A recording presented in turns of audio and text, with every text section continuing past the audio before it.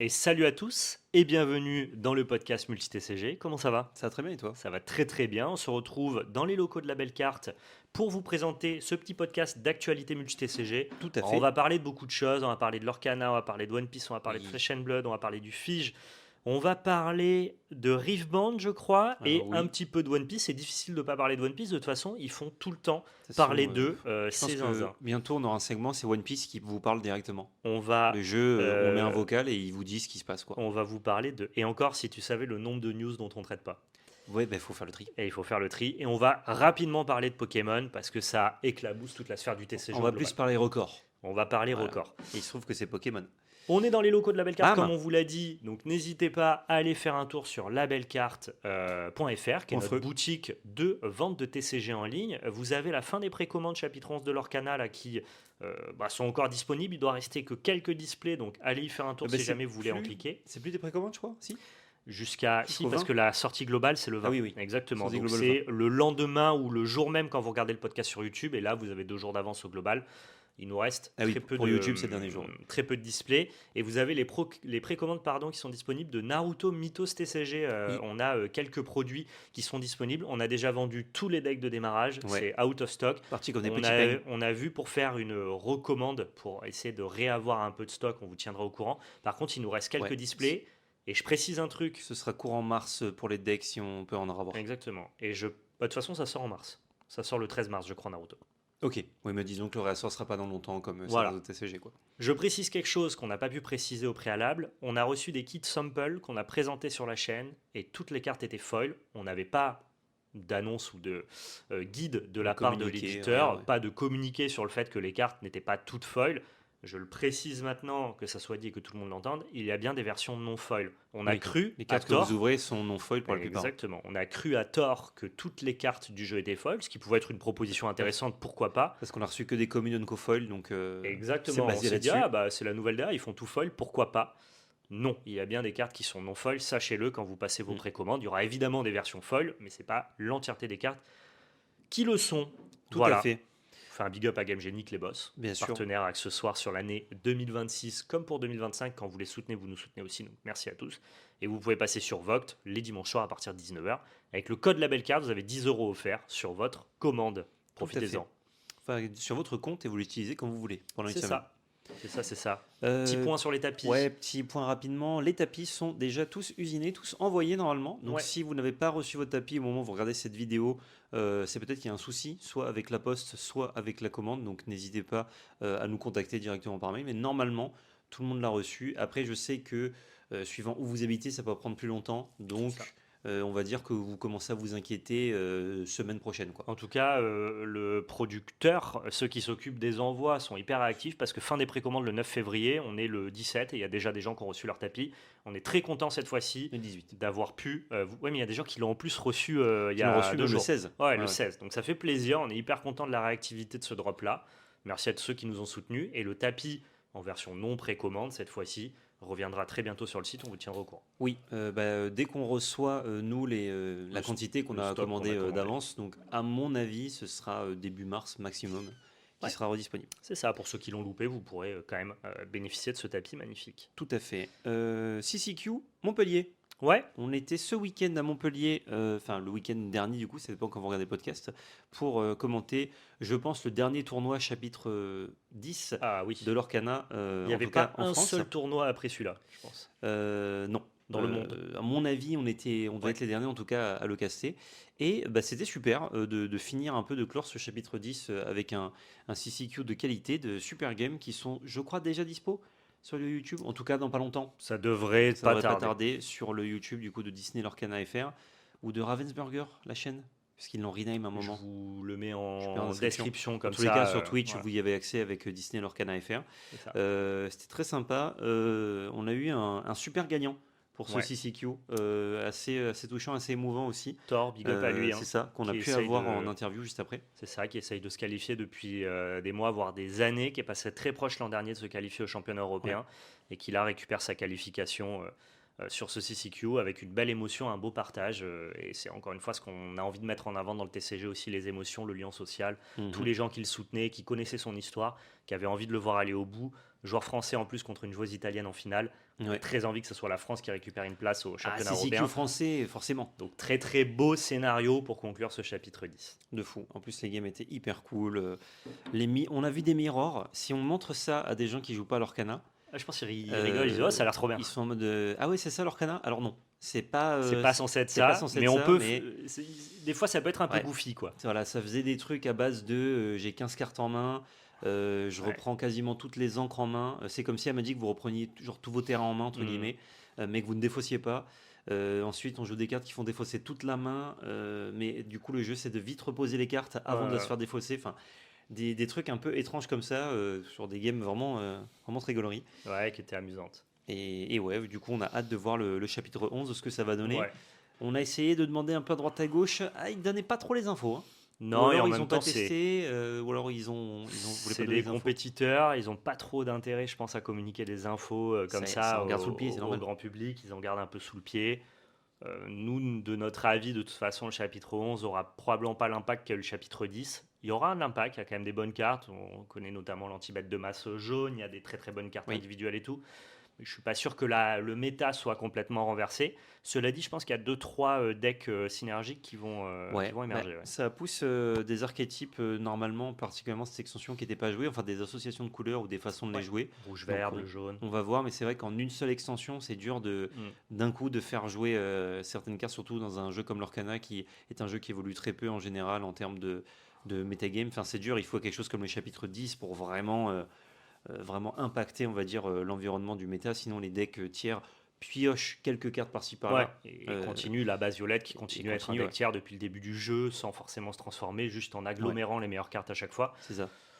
Je pense que ça va être encore le cas. Il n'y a aucun monde où Peut-être Blurple n'est que- pas toujours un très très bon deck. Ouais, les gens nous disaient en plus, ils mangent très très bien Blurple à ce set-là. Donc peut-être qu'il faudra le chapitre 12 pour consolider ça et vraiment avoir un switch. Ouais. Et en même temps, le chapitre 12, c'est le chapitre juste avant la rotation aussi. Donc Je vois pas bleu-vert non plus être particulièrement en recul. Je pense que si on devait établir une certaine conclusion à ce chapitre 10, on dirait que Blurple et bleu-vert ont été les decks les plus impressionnants de ce chapitre. Et c'était pas forcément le cas Ouais. sur la ligne de départ. Mais voilà, s'il faut amener une conclusion, bleu-vert est quand même très au-dessus du reste. On avait 17% de représentation sur la ligne de départ à ce CCQ à Montpellier. On a 34% en top 32, ce qui est énorme. Hein. Tu doubles ton pourcentage de représentation. Ouais. Avec évidemment beaucoup ça veut dire de... grosso modo que beaucoup passent et que les autres decks, eux, par contre, passent pas trop Ouais, dans ce genre ouais. de Bah, il n'y a aucun deck qui a eu cette représentation-là, en tout cas ce taux de conversion. Et c'était déjà le cas à Richmond. Donc, ouais, Blurple, très impressionnant. Et Bleu-Vert, pour moi, c'est un peu le deck du chapitre 10. Tout à C'est fait. des decks qui ont pas de raison d'être moins joués au chapitre 11, je pense. Non, ouais. Je pense pas, à moins vraiment qu'on n'ait pas vu des trucs. Mais ils sont cool, ces decks, cela dit. Hein. Enfin, Oui, oui. Ça en fait pas un mauvais format, loin de là. Je trouve même que nous, on allait caster un CCQ. On se disait, putain, c'est le jour de sortie du chapitre 11. Ouais. On est allé un peu à Un peu- reculons un dans peu le dommage, sens. quoi, le Un timing. peu dommage de caster du 7-10. Franchement, très agréable. Ouais, on a bien mangé. Très agréable ce 7-10. On a très très bien mangé. C'était plutôt le timing de on est tous concentrés au chapitre 11, c'est dommage de Eh caster du 7-10. Écoute, c'était une manière sympathique de dire au revoir. Ouais, tout à fait. Vous étiez très Quelques... nombreux d'ailleurs, je le précise. Oui, c'est vrai. Beaucoup C'est de vrai, monde sur Twitch, il y avait du monde. Hein. en spectateurs sur ce CCQ, pour un CCQ de fin de format. Merci à tous ceux qui étaient présents, vous nous avez régalé. Ouais, tout à fait. Merci à Max qui a fait la régie d'ailleurs. Le boss. Le boss. Quelques annonces. Notre présence au Fige. Oui, alors le fiche c'est du 27 au 1er mars, si je dis pas de bêtises. Je crois, ouais. Il y a une portion évidemment dédiée aux professionnels et Ouais, une partie ouais, qui est ça dédiée commence le 25 pour les pros. Ouais. aux spectateurs. Globalement, vous avez les passes. Alors, comment on appelle ça? En gros, tu peux venir plus tôt, à partir C'est du des 27, Early Birds. si tu as les early access. Sinon, globalement, c'est ouvert au grand public le samedi et le dimanche. Mhm. Nous, on sera présents le samedi et le dimanche si jamais vous voulez nous saluer, venir nous partager un moment avec C'est nous. la pince. Ouais. Exactement. On sera globalement sur le stand de leur canal samedi après-midi. Oui, Pour un petit tournoi. C'est ça, pour un petit tournoi. On sera un peu en goal volant tout le dimanche, parce qu'on ira à droite à gauche découvrir les stands. On sait qu'il y a le stand de Naruto Mythos avec une petite carte promo en plus à la clé assez sympa. Je pense Allez que je vais aller shipper ça, récupérer ma petite carte promo si c'est possible. Tout à fait. Il y a le stand Flesh and Blood, donc voilà, moi vous pourrez me trouver vers là-bas évidemment. Ça sera plutôt très très cool. Et le jeudi, on fait l'aller-retour parce qu'il y a un tournoi entre créateurs de contenu pour les AP Tortue Ninja. Ouais, Donc on a un beau programme pour le FIGE, sachant que, pour ceux qui savent pas ce que c'est le FIGE, je te laisse mettre la petite asset. bien sûr. Ça reste le festival du jeu de société. C'est un des Festival plus gros international. festivals international du jeu. Sauf qu'en fait, ça fait quelques années que le TCG est une des dynamiques les plus importantes du jeu dans le monde. Mhm. Et donc maintenant, les TCG sont autant mis à l'honneur que les jeux de société, si ce n'est presque plus avec le village TCG. Alors, quand même pas plus, parce que le nombre de mètres carrés dédiés au TCG comparé aux jeux de société, Bien c'est sûr, quand même mais tout tu sais, petit. ils ont un peu leur Mais, village mais dédié, oui, quoi. c'est un peu comme s'il y avait le petit festival des TCG dedans Ouais, et le festival des jeux à côté. c'est ça. Mais ouais, c'est cool que ça se fasse une place. Ça aurait pu juste être en mode bah non, Oui, juste il y a des vous stands êtes TCG pas au entre guillemets milieu. un Ce jeu que de je veux dire, société. c'est qu'ils ont ouvert leur propre aile pour les Ouais, TCG, quoi. ça c'est cool. Ouais. Ça c'est grave cool parce qu'il n'y a pas plus de place qu'avant. Ouais, ouais. Donc c'est que forcément ils ont dédié de la place à ça. Ouais, ouais. Ça C'est-à-dire que t'as c'est des sûr. TCG qui ont des stands beaucoup plus grands que certains stands de jeux de société, quoi. Et oui, C'est ouf. en même temps il faut caler tellement d'exposants. Vous auriez 50 cm². Ah, bon bah Ouais. je me tiens debout et je parle de mon jeu. Donc c'est cool que le FIGE mette en avant aussi les TCG, et Mm. c'était déjà le cas l'an passé, et ça risque d'être le cas cette année. Et l'an passé, souviens-toi, la grande devanture du FIGE, One Piece Card Game, One Piece, Magic, Lorcana. c'était vraiment genre la devanture principale du FIGE, quoi. Ouais, ça c'est clair Donc c'est que. dire un peu la place que ça prend dans l'écosystème ludique actuellement. En même temps, genre, c'est visuel, t'attrapes bien quoi. Ouais, et puis c'est ce qui vend, ce qui fait gagner le plus d'argent aussi. C'est lucratif le TCG quand ça marche bien.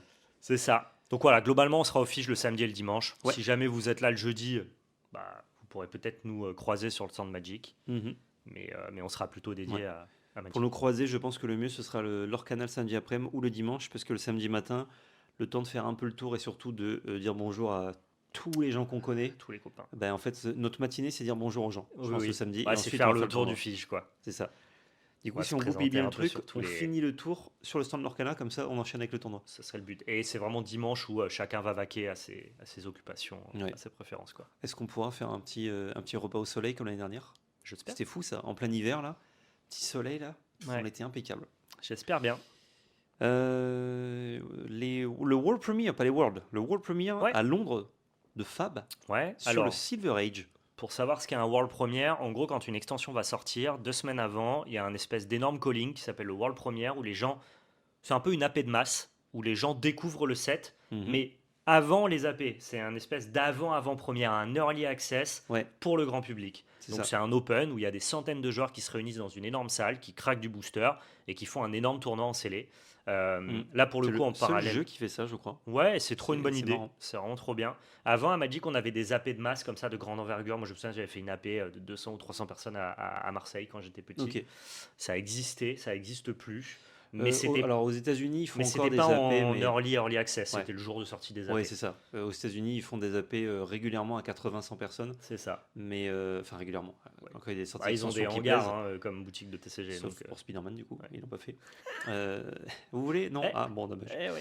Mais ouais, effectivement, genre un peu en mode mis en avant comme ça, au moins le World Premiere, ça c'est que Fab qui le fait. Effectivement, et c'est très cool. Alors là, pour le coup, c'était pas le format limité qui était mis à l'honneur, c'était le format Silver Edge qui corrobore avec la sortie de Compendium of Wrath parce que c'est un set qui justement va booster Qui met en ce avant, nouveau ouais. format. Qui est pas dédié, mais qui met en avant. Ouais. C'est ça. Bah, tu vas quand même pouvoir ouvrir des Majestics, tu vas pouvoir Oui. ouvrir des cartes pour le CC. Ça vient nourrir ton. Mais en tes tout decks. cas, il y a beaucoup de cartes communes Unco et rares qui, elles, vont venir intégrer le format Silver Edge. Ça c'est bien.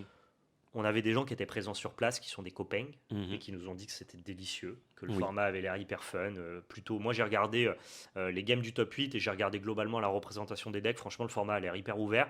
Là où les gens s'attendaient à ce que Braillard explose tout, bah, il n'y en avait qu'un en top 8. Certes, il a gagné, GG à lui, mais il en avait qu'un en top 8. Oui. Donc ça veut dire que c'était quand même assez. C'était le deck un peu attendu comme le meilleur deck Exactement. du format. Ouais. C'est ça, voire même les gens avaient peut-être un peu peur de son potentiel. Ouais. Et Moi, je trouve que même s'il gagne, ouais, s'il n'y a qu'une seule copie en top 8, il n'y en avait qu'une seule, alors qu'il y a d'autres decks qui C'est étaient ok, quoi. disponibles en plusieurs exemplaires, notamment Kaio et Dorinthea, qui ont placé 2 copies dans ce top 8. ouais. Donc on a l'air d'être sur un format fun, accessible. Voilà, un deck de Silver Edge, je le répète, c'est 20 euros. J'ai C'est- très hâte de tester. Normalement, on une peut folie, hein. tester à partir de la semaine pro. Ouais, Parce on qu'il y a, va tester parce qu'on a le poteau Lancelot il y a qui le vient. poteau Lancelot qui Moi, arrive j'ai avec déjà des decks monté Silver Edge. mon deck Braillard, donc ça va être très sympa. T'as monté mon Et- deck aussi ou pas? C'est quoi ton deck? Je sais pas, mais tu me l'as fait. Je peux te montrer ce que tu veux. Let's go. On a une petite insight qui est assez cool. Ouais. Avec la sortie de Silver Edge, on a J'envoie un petit notamment... tweet. Non, je te le dis après celui-là. Ah, c'est pas celui-là. Avec la sortie de Silver Edge, on a des préconstruits qui viennent pousser le format. Donc en gros, tu achètes un préconstruit et tu es censé avoir un Ah oui. deck. Ok, ouais. Un deck quasiment prêt à l'emploi pour faire tes premiers tournois. Flesh and Blood, ils aiment bien que les gens puissent rapidement mettre le pied à l'étrier et venir jouer en boutique. Et pour ça, ils font souvent des préconstruits de qualité comme les Armory Decks. Là, ils ont fait des. Ouais. Franchement, Ouais. on peut appeler ça des 10, decks de quoi. structure. Il y en a 10 héros Tiens le choix. avec des decks prêts à jouer. Une super vidéo promo d'ailleurs. Et ils sont tellement de bonne qualité qu'il y a un gars qui a fait jour 2 avec le préconstruit faille. Rendez-vous compte. Qui savait, je pense, un peu jouer au jeu quand même. Ah bah il faut savoir très bien au jeu pour faire Ah jouer ouais. jour 2 même avec un bon deck. Hmm. Mais là c'est dire que la qualité du préconstruit lui permet d'aller J2 quoi. C'est ouf. Et ça m'a tellement donné envie que je me suis dit mais je vais juste acheter les 10. Ben ouais. Mais Donc, c'est ça qui est malin, quoi. Parce que tu te dis, si jamais tu n'achètes plus jamais de cartes de Fab genre, après. ça peut être un jeu de société. Voilà, tu achètes les 10 et tu fais un peu comme ce que fait Nexus. exactement. Le jeu qu'on. Non, c'est pas Nexus le nom. Si c'est ça, c'est Ouais. Nexus. Ouais. Où Ou du ça coup, ressemble à la carte Nexus mais... Ouais, voilà, tu mixes des trucs et du coup, bah, ça te donne un deck. Bon, là, du coup, t'as pas besoin de mixer, tu prends juste Ouais. un des 10 decks et tu fais des petits affrontements comme ça. Tu te Exactement, tu peux même te faire des formats custom en mode duo standard où bah, moi je prends ce deck et ce deck, toi tu prends Ah ce ouais. deck et ce deck et on fait des affrontements croisés avec en mode ah putain, régales. je King prends, of the Hill, tu bannes. je prends quel deck et Ouais. ah, je sais pas quel deck il va sortir, est-ce que je vais avoir le match-up et tout. Enfin bref, encore une fois, Fab, ils cassent les codes, ils se permettent de faire des choses que personne Ouais. n'ont fait avant et ils le font bien.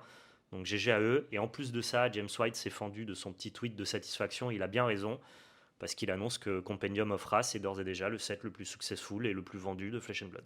Et c'est dur, hein, quand tu vois les sets qu'ils ont Et fait. c'est dur quand tu sais que chaque set d'avant était déjà Ouais, peut-être ouais. le set le plus vendu. Mais en plus, ils battent pas tout le temps le record, même s'ils font des super sets. Non. Du coup, ça veut dire que tu as fait quelque chose. Parce que si toujours ton set qui sort est le plus vendu, Ouais. ça veut dire que le jeu est en essor. Donc Ouais. ton set n'est pas spécialement bien, c'est juste que le jeu marche Ouais, très le bien. jeu grandit. Mais là, ils ont un Si, peu les deux. hein. Voilà, des fois tu fais des sets bien, mais juste en dessous de tes Ouais, précédents ouais. records, et là tu le bats. C'est Oui, vraiment le je boss. pense que Quoi. le précédent record, c'était ICES. Donc, effectivement, ils n'ont pas battu set après set parce que le set précédent n'a pas battu ICES, en tout cas de ce que je sais.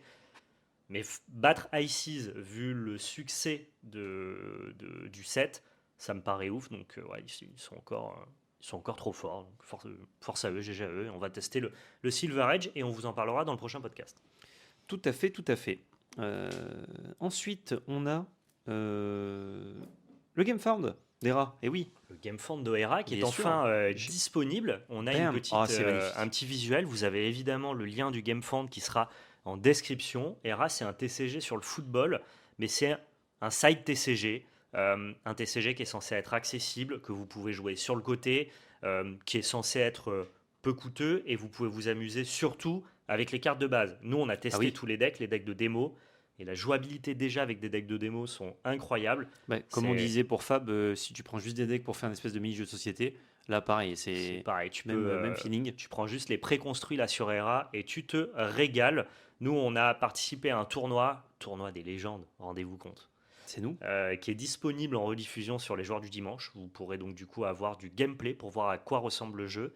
Et si on doit donner une note positive à ERA, au-delà de l'aspect football qui plaira ou déplaira aux gens, Mhm. nous, ce qui nous intéresse, je crois pas que tu sois un fan de football, je l'eût été, mais c'est pas ma passion principale. Footix Prime hein, de ma part. hein. Ce que l'on aime dans ERA, c'est que pour le coup, il propose des mécaniques nouvelles et une bonne rejouabilité. Ouais. On parle souvent de deux types de TCG. Les TCG qui ont du génie, Magic, Flesh and Blood, qui n'ont pas besoin de s'inspirer d'autres TCG et qui Mhm. créent de nouvelles mécaniques vues nulle part et qui Ouais. proposent une expérience Qui créent un de peu des jeu nouveaux standards. différente.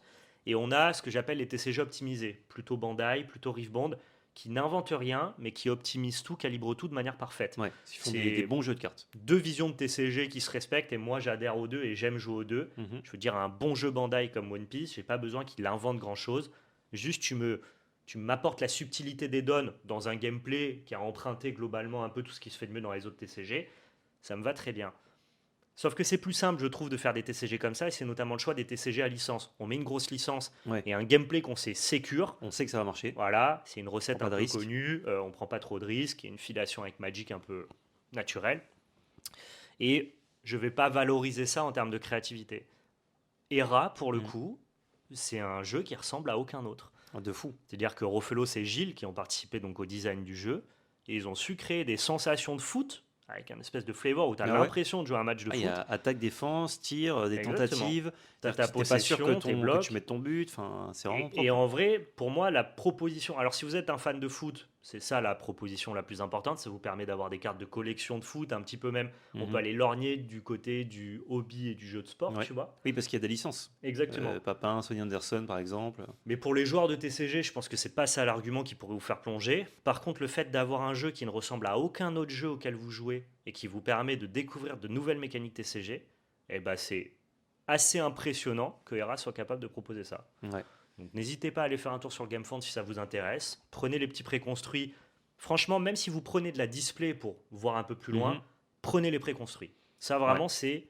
Ouais. Je veux dire, nous, on va se garder les préconstruits pour taper le D'ailleurs, carton, quoi. il me semble que ça a été pensé pour qu'avec très peu de boosters, tu puisses faire déjà un semblant de deck. Ouais. Donc à mon avis, Un avec bon une sealed, quoi. display, voilà, avec une display, vous avez largement de quoi vous faire Au un pire, deck. t'améliores tes précos, quoi. Voilà, et au pire, voilà, vous avez les précos qui sont de très bonnes bases, sachant qu'il me semble que les précos sont tous monocolores, mais Ouais. que le jeu peut se jouer en bicolore, Bien sûr. Tu peux avec mixer tes précos. quelques contraintes liées au fait de jouer plusieurs couleurs, forcément, parce que vous avez accès à Ouais. plusieurs cartes fortes, donc forcément, il y a des C'est-à-dire contraintes qu'on a de déjà choix. théorisé bleu rouge et bleu jaune et jaune rouge. Mm. Oh, voire même jaune vert. Il y, a Tout, de, en fait. il y a de belles choses à faire. Donc Mm. moi, ce que je vous conseille, si vous ne connaissez pas Hera, allez jeter un œil sur le tournoi des légendes où vous allez nous voir, nous Ouais. affronter. Sur la C'est chaîne des joueurs du dimanche, il y a plein de vidéos sur le jeu, de voilà, toute façon. Même. c'est ludique, on est en micro ouvert, on explique ce Mhm. qu'on fait, vous allez vite comprendre le gameplay, il est quand même assez accessible, facile à comprendre, et en même temps il y a une bonne rejouabilité. Et ensuite, allez checker le game fund, et vraiment, quoi que vous cliquiez, ne mettez pas de côté les préconstruits. Mhm. C'est vraiment une force du jeu. Ouais, ouais. Non, franchement, trop cool. Et puis en plus, voilà, initiative française, team indépendante, quoi. Enfin, C'est le jeu vraiment, d'Orof, hein. c'est trop J'y bien. crois toujours pas que c'est lui qui a mis en place ces mécaniques-là, hein. C'est juste le jeu de Rof, en fait. Donc, ouais, très cool, Hera. Je rigole évidemment, très fort. Rof. Il nous a fait un bon gameplay. Tout à fait. Rivebound 7.2, c'est sorti, ça y est, pour le reste du monde, parce qu'en Chine, ça fait 2 mois, plus de 2 mois même que Ouais. c'est sorti. C'est ça, c'était en décembre. Et là, c'est disponible. Et notamment, il y a le premier régional européen donc de Bologne qui sera ce week-end. Au moment où vous regardez ce podcast, il a lieu. Et du coup, bah, nous, dans 2 semaines, prochain podcast, on vous fera sûrement un petit débrief de ce qui s'est passé. Est-ce que la méta va changer par rapport aux premiers résultats qu'on voit? Donc, Draven, quand même, le deck un peu tier 0, dominant. Alors, pas non plus imbattable, il gagne pas tout, mais c'est quand même souvent à la fin de Draven qui gagne. On voit que de Ouais. plus en plus ça recule. Il a un peu Ok. moins de pourcentage. Est-ce ça qu'il reste le a deck un le plus prédateur représenté. naturel? Un Et peu comme à l'époque, Maître Yi Ouais. aimait bien prédater les jeux Kai'Sa. j'ai beaucoup de mal à identifier ça. J'ai pas vu de gameplay. D'accord. J'ai regardé les decklists qui performent Parce et que tout, s'il mais recule, il doit y avoir des engrenages de méta qui amènent des decks qui lui permettent de reculer, quoi. ouais, je me demande si Irelia n'est pas un deck qui marche bien D'accord. contre ça. C'est le deuxième deck le plus représenté en général dans les tournois, mais qui se fait un peu plus prédater par les autres. Si des gens dans le chat ont des infos, d'ailleurs, je prends parce que j'ai une connaissance, on va dire, des decks représentés, mais pas de leur match-up entre eux. D'accord, ok. Donc c'est un peu dur, à part que Draven a l'air de vraiment bien gagner, quoi. Hmm. Mais pour autant, c'est pas lui qui place spécialement le plus de copies Ok. dans les tops. Et là, je vois Ezreal et Kai'Sa nous dit. Et Kai'Sa, c'est tantôt très représenté, tantôt quasiment absent des tournois, ça dépend. D'accord. Et Ezreal, pour l'instant, c'est vraiment très peu joué. D'accord. Il y en ok. a qui font des performances En avec, tout cas, mais ça a l'air en d'être les moyenne, prédateurs naturels de Draven, de ce que les gens disent. ça doit avoir du coup plein d'autres mauvais match-up. Fiora est en train de se faire une petite place. D'accord. Moi, c'est le deck sur lequel je pars là de base parce que notamment il sera pas trop cher. Enfin, ça dépend de la version, mais je pars sur Ouais. une version qui soit pas trop chère et parce qu'il y a un deck préco qui soit à D'accord. Fiora. Donc je m'attends à ce que aussi ça aide, que ce soit peut-être un peu plus joué au global Fiora et que du coup ça donne un metagame différent D'accord. de par ce fait-là. Et ouais, ceux qui avaient Kai'Sa au 7-1 avec 2-3 nouvelles cartes, là, on est reparti et ça marche toujours très bien. Et Ezreal, c'est Par celui qui contre- pioche là en boucle? Ouais, c'est ça. Ok, d'accord. Quand tu joues 2 spells, ouais, t'as le droit Ok. de piocher. Par contre, Annie, qui eût fait quelques performances encore à droite à gauche, vraiment très discrète, Ok. vraiment quasiment plus là. Maître Yi, pareil. Pourtant, je trouve toujours que c'est fort comme gameplay, mais les decks Aurora, ça n'existe quasiment plus. Et par contre, il y a aussi Azir qui est du chapitre 2 qui qui de plus en plus se place. Et quand on m'a expliqué un peu comment ça se jouait, je me suis dit, mais c'est vrai que ça a des applications comme si tu jouais un deck tempo dans un format limité, tu vois. Hmm. Mais genre un deck tempo fort, Ok. où tu peux te déplacer, tu peux jouer des trucs un peu en instant, tu peux Un jouer peu des personnages à en la instant. Annie, en fait. Ben, à la Annie, sauf qu'en fait, Très tempo, au je lieu trouve. de retirer tes personnages pour les protéger, Mhm. là tu les envoies au charbon, buffés. D'accord, ok. Donc c'est genre, tu fais des phases d'attaque surprise ou des phases de défense surprise.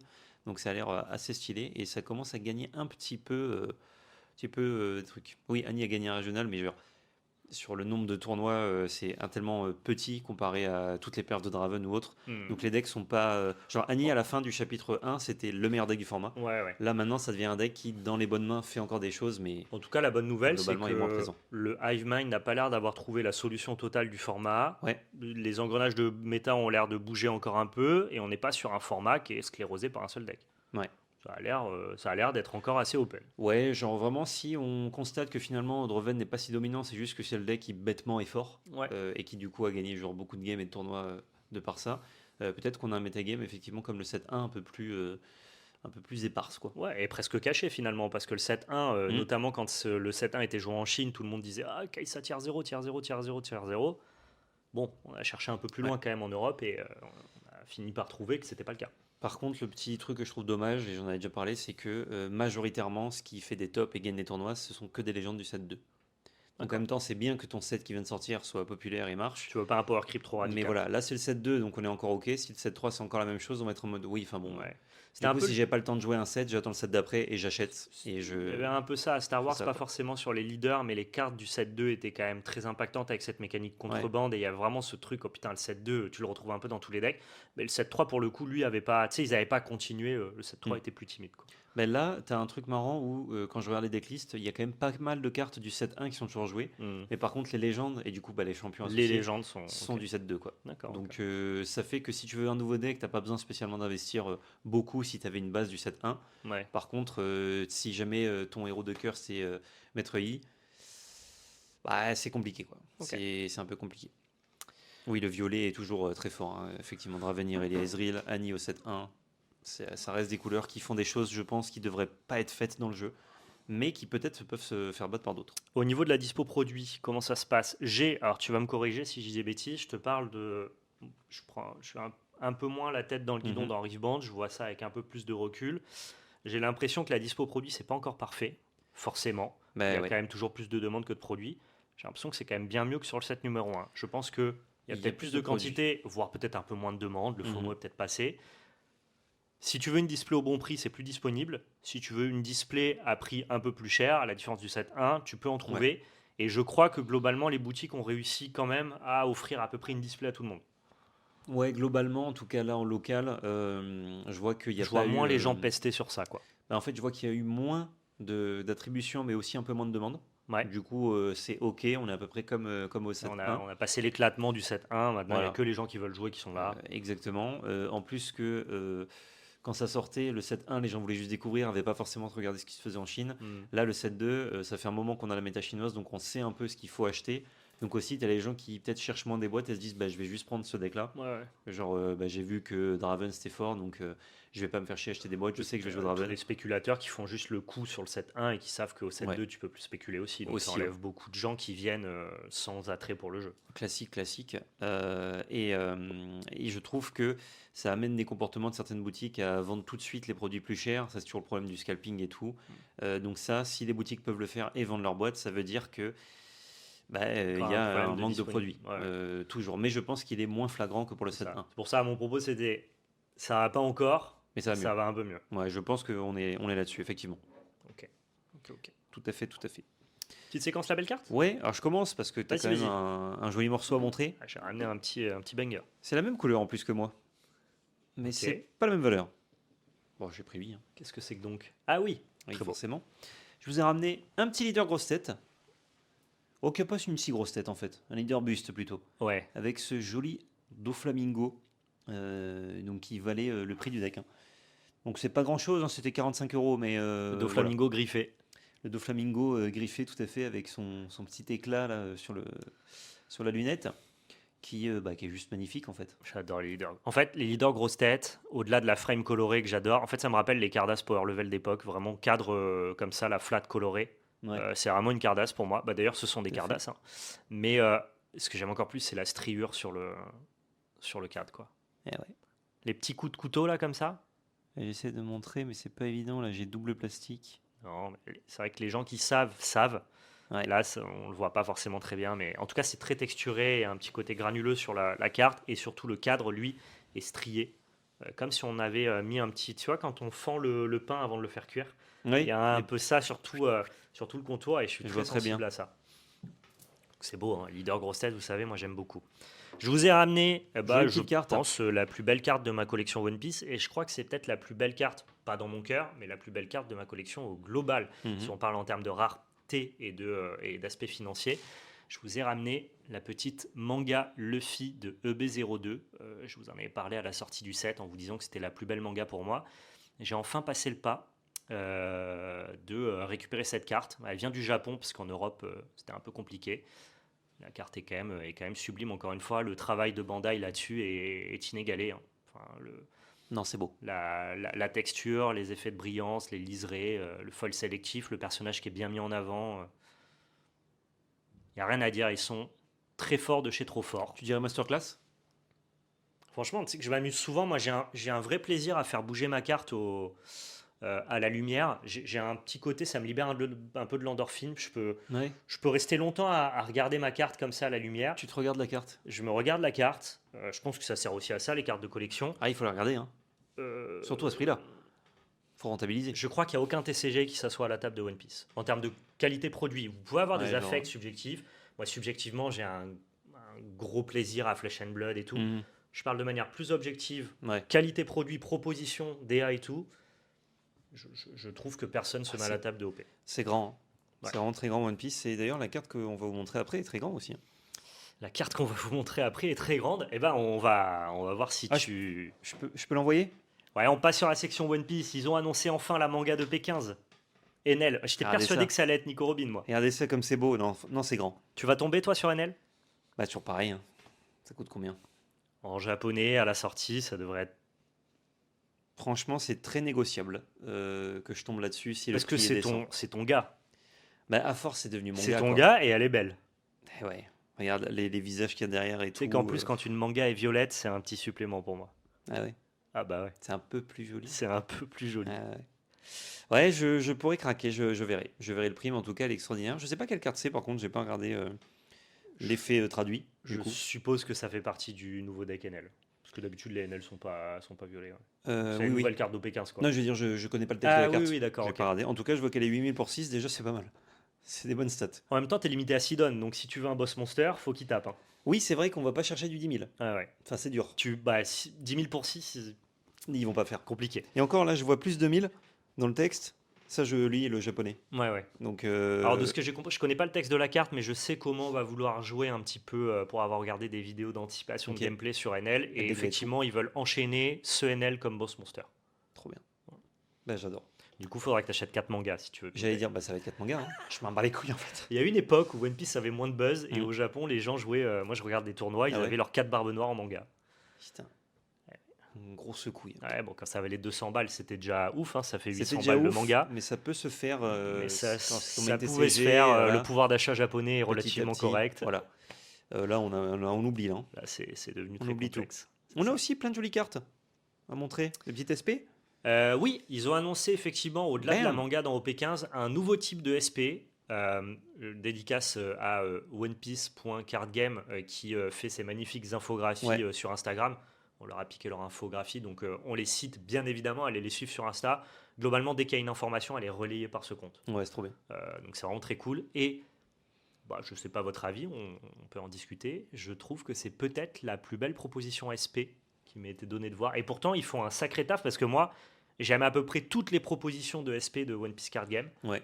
Mais alors celle-là, Ouais. le côté petite bulle comme ça en arrière, ça a l'air bien texturé. Il faudrait que j'en ai une vraie en main pour me Ouais. rendre compte.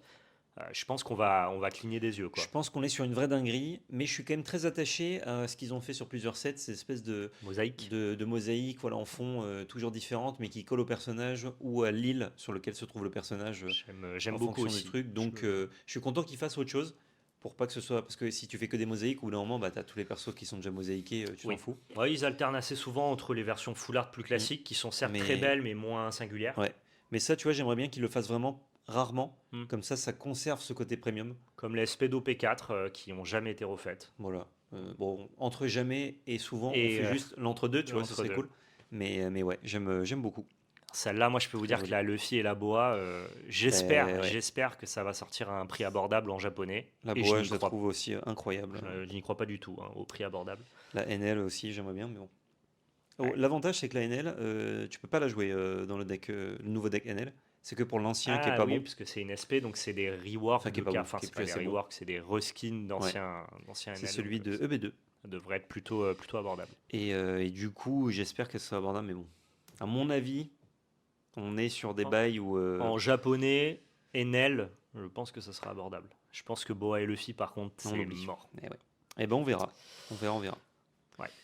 Et ben, en fait, pas tant d'infos que ça sur One Piece. Bon, quand même, une manga et des SP de fou. Non, baf. Mais Encore une fois, il y a plein d'infos, mais on fait le tri sur ce qui a vocation à être partagé dans la sphère multi-TCG et ce qui a vocation à n'intéresser que les fans de One Piece. ouais, bien Pour sûr. le coup, ça, vous avez des vidéos dédiées et des comptes dédiés à One Piece sur Internet qui font très bien le job. Ouais. Et ben, on va se terminer tranquillement par un record. Et quel record? Et quel record? C'est ahurissant. Ouais. On a Je sais même pas lire le chiffre. Goldin Auction, qui est une énorme maison de vente aux enchères aux États-Unis, qui ont notamment une série Netflix dédiée, qui se sont fait racheter par eBay, donc c'est pour te dire l'ampleur du Ouais, phénomène, qui ont vendu aux enchères le Pikachu Illustrator PSA 10 de Logan Paul. On rappelle, Logan Paul avait acheté ce Pikachu il y a quelques années, 2021 ou 2022, pour 5 millions de dollars et des patates. Ouais. Je dis Et pas des quelques brouettes centimes. parce qu'à ce niveau-là, c'est des patates. Ouais. Le C'est supplément je crois que c'est des brouettes de patates doit même. être 5 500 000 ou quelque chose comme ça, ou 4 700 000. Bref, j'ai plus la valeur en tête Ouais. exacte. Et on se disait d'ailleurs, est-ce que c'est pour rétablir un record de. C'est-à-dire, il a payé plus cher que prévu Ouais. pour avoir le record, Est-ce on se que c'est demandait. le vrai prix de cette carte-là? On Voilà. rappelle, Pikachu Illustrator, ça a été distribué à environ 40 exemplaires dans le monde. Il n'y en a pas de connu en PSA 10, donc forcément, il y avait un peu l'exclusivité de la carte. Mais est-ce que ça vaut vraiment ce prix-là? Eh bien, la carte vient d'être vendue pour 16 492 000 dollars. Alors évidemment, c'est une somme, hein. C'est quoi? pousse- C'est un staple du jeu? poussé par la promotion de J'ai rien Logan compris. Paul, poussé par la promotion de Netflix, parce qu'on voit Logan Paul confier cette carte à Goldin Ouais. dans la dernière saison sur Netflix. Saison 2. Exactement. Et dans la saison Netflix, ils annoncent la vente aux enchères quelques mois plus tard, donc qui Oui, est donc. intervenue là. On est sur de la promotion de fou, quoi. Énorme mise en avant, n'empêche que ça a établi un nouveau standard, un nouveau record pour le TCG qui vient littéralement de toucher la hype d'une carte de sport, quoi. Ouais. Là, on est sur des prix d'une. Code label carte pour avoir 10 euros offerts sur l'achat du Pikachu Illustrator. On est sur, comment elle s'appelle, une Magnus. C'est la Wagner, je crois, qui est la carte la plus rare, la plus recherchée, celle qui était baseball dans des paquets de clopes. Ouais, c'est un vieux gars du baseball qui a demandé à retirer ses cartes parce qu'il voulait pas être assimilé à du tabac et donc du coup la carte est hyper rare. Je Pareil, sais pas, mais ça doit être un des truc comme Mickey ça. Mantle. Enfin, vraiment, on éclate le score même de cartes de sport. Ouais. Bah, les cartes de sport, genre vraiment extrêmement rares, donc notamment baseball, ça, en fonction de l'état, ça a évolué entre 1 et 3, 4 millions ces dernières années. Ouais. Mais c'est des cartes qui bougeaient pas trop de main en main. Ouais. Ça restait beaucoup dans les collections. Puis c'est des cartes qui ont 60, 70 piges pour certaines. Plus, ouais, il y a des voire cartes même centenaires, plus, ouais. La carte à 20 millions, là, la Wagner, Mm. c'est Horus Wagner, je crois. Peut-être, ouais. Et c'est genre 1910 et quelques, quoi. Là, on nous dit dans le chat, quelqu'un avait proposé 15 millions 5 et a perdu. Bah ouais. Après, elle s'est oui. pas vendue ce prix-là parce qu'il y a les frais d'acheteur. Le prix de vente, on va dire, juste pour la carte, c'était 12 ou 13 millions. Un truc comme ça. Mais Ouais. avec les frais, le total de la transaction s'élève à 16 492 000. Et donc Logan Paul, qu'on le déteste ou pas, qu'on soit à l'aise avec la spéculation qu'il crée sur les TCG ou pas, il y a beaucoup de gens qui l'ont pris pour un gros bouffon quand il a payé 5 millions son Pikachu. Mm. Il vient de le revendre 16 millions. Donc bouffon ou pas, en termes de business, Business plan, à minima. c'est où se placer. Ouais. Ouais, ouais. Il est bon, il est bon. Et encore une fois, ça ne veut pas dire que c'est bien. Non. Ça ne veut pas dire que c'est raisonné. Ça ne veut pas dire que ça vaut ce prix-là. N'empêche que ce gars-là, que tout le monde moque, notamment au moment où il l'a acheté, bon, bah, s'il s'agit de donner une valeur spéculative à un item, il sait le faire. Mm. Ce gars-là vient d'arriver sur One Piece. Qu'est-ce qu'il nous prépare? D'ailleurs, il vient de racheter 3 millions la carte de Val. Je lui vends Franchement, je l'adore, mais à 3 Ah, millions, je la lui vends tout de 3 suite. millions, tu vends, quoi. Il n'y a pas. Puis tu vas t'en rechercher une, quoi. Une issue favorable ne veut pas dire qu'il a eu raison. C'est vrai. C'est vrai, c'est vrai. Oui, N'empêche effectivement, que. parce qu'en plus, là, il y a beaucoup de promotions. Il y a un peu le côté. En fait, c'est plutôt qu'il a les gens su veulent bien cette s'entourer, carte-là. il a du bon réseau, il a su mettre en avant, il a su Bien marketer sûr. tout ça, il a raconté son histoire. C'est un gars qui est justement capable de mettre une valeur factice Mm. ou en tout cas overhypée sur des items, Ouais, mais ouais. il le fait très bien en fait. C'est Mhm. plutôt ça le propos, parce que c'est pas la première fois qu'il overvalue des cartes comme ça. Tout Et à fait. comme là, il arrive sur One Piece, bah forcément les gens attendent de voir un peu quelle va être son. En fait, sur quelle carte il va mettre de la lumière. Ouais, ouais. Quel TCG et tout. Bah, Imagine, il prend juste une commune de One Piece, il dit ça c'est fou, et il commence à toutes les acheter. Et les gens deviennent fous pour un vieux Usopp. Il a visiblement, en tout cas aux États-Unis, ce crédit-là, quoi. Mm. Il a ce pouvoir de manipulation de marché Le presque. trendsetter, Ouais, un peu, hein. Un peu. un peu beaucoup même. Hein. J'aime bien One Piece. Moi, je crois que je ferai des annonces juste pour Gollery. Tu sais, je fais une petite story. J'aime bien insère le nom d'un jeu, peu importe. Ouais. Et ensuite, il fait ah non, en fait, j'aime pas. Tout le monde revend. Bon, je crois qu'il faut qu'il bosse un peu plus quand même, Oui. mais ouais, c'est. Et encore, franchement, quand des gens ont dit oh regardez, il a des cases One Piece derrière lui, déjà. Oui, il c'est avait- vrai qu'il avait quasiment rien dit. Il avait avait juste dit des cartons, Luffy dit Monkey, j'arrive. Il y avait 3 cartons derrière et Ouais. les gens étaient là en mode. Ah, C'est fou quoi. c'est ce que génère ce gars-là. Voilà, c'est ce qu'il est capable de créer, ce qui est quand même. Comme le Kabuto King, exactement. Ce qui est quand même assez impressionnant. Qui crée de la fausse valeur, entre guillemets. Quoi. Et bien, ça conclut ce podcast, Ouais. il me semble. Plus court que d'habitude. Mais pourquoi pas. Mais pourquoi pas, c'est vrai. Il y a souvent beaucoup d'actualités. Ouais, là, il y avait quand même une densité d'actualité assez imposante. On aurait pu rajouter Cyberpunk, dont les gens attendent notre avis sur le gameplay. J'ai regardé la vidéo, j'ai Ouais. un avis. On décale ça au prochain podcast. Oui, parce que notamment, on aura peut-être l'occasion de zioter ça au Fige. On aura l'occasion de se faire un meilleur avis. On espère en tout cas, donc c'est vrai que c'est un peu plus pertinent à ce moment-là.